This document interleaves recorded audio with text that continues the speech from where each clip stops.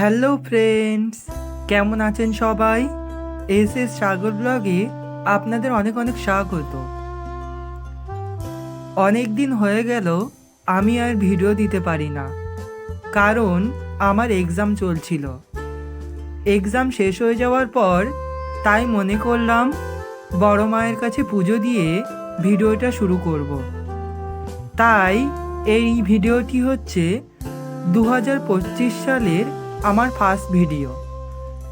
মায়ের জন্য মিষ্টি কিনে নিলাম। আর আমি এখন আছি নবপল্লী বয়েজ হাই স্কুলের পাশে। আমি এবার চললাম বড় মায়ের কাছে।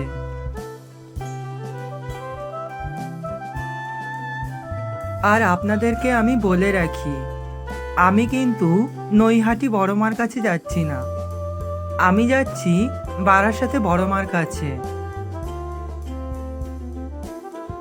কিছুটা পথ এগিয়ে আসতেই একজন দাদাভাই দেখলাম খুব সুন্দর সুন্দর ফুল গাছের চারা বিক্রি করছে।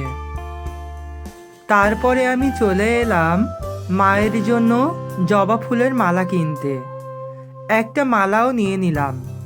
আর দেখলাম এখানে আরও অনেক রকমের মালা বিক্রি হচ্ছে।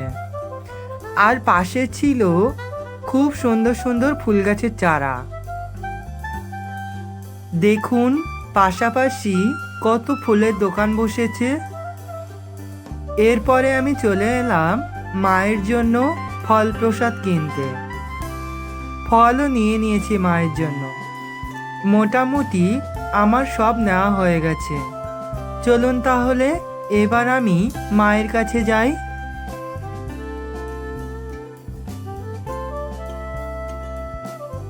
মায়ের এই চিন্ময়ী রূপটি দেখার জন্য আমি যেন বারবার ফিরে আসি বড় মার কাছে। চলুন মায়ের কাছে পুজো দিয়ে দিই। এই যে পুজোর ডালি, মাকে আমি পঞ্চমিষ্টি, পঞ্চফল, জবা ফুলের মালা, ধূপ, মোমবাতি ও পুজোর দক্ষিণা সমেত মায়ের কাছে পুজো দিয়ে দিলাম। আমার পুজো দেওয়া হয়ে গিয়েছে। এখন সবাই একটু বসে আছে মায়ের কাছে প্রার্থনা করার জন্য। দেখুন মাকে কতটা সুন্দর লাগছে। আর ঠাকুরমশাই খুব সুন্দরভাবে পুজো করছিলেন। আর মায়ের মূর্তির পাশেই আছে বাবারও মন্দির।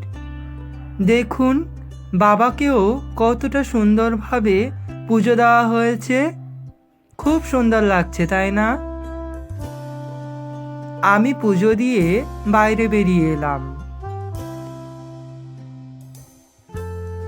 পুজো দিয়ে বাইরে এসে সবাই ধূপ মোমবাতি প্রজ্বলন করছে। আর আজ বড় মার কাছে পুজো দিয়ে মনটা যেন খুবই ভালো লাগছে। মায়ের কাছে একটাই প্রার্থনা, মায়ের কাছে যেন আমি বারবার ফিরে আসতে পারি এমনিভাবে। মায়ের মন্দিরের পাশে আছে গ্রহরাজ বাবার মন্দির। এই মন্দিরটিও খুবই সুন্দর। আর মায়ের মন্দিরে যাওয়ার পথে আছে গণেশ বাবার মন্দির। দেখুন কতটা সুন্দর লাগছে দেখতে। আমার তো খুবই ভালো লাগছিল এখানে এসে। অবশেষে ফেরার পালা। ঠিক আছে বন্ধুরা, সবাই ভালো থাকবেন, সুস্থ থাকবেন। আর দেখা হবে পরবর্তী আরেকটি ব্লগে। আর আমার ভিডিওটি যদি আপনাদের ভালো লেগে থাকে, একটি লাইক, কমেন্ট আর শেয়ার করতে একদম ভুলবেন না। Thank you.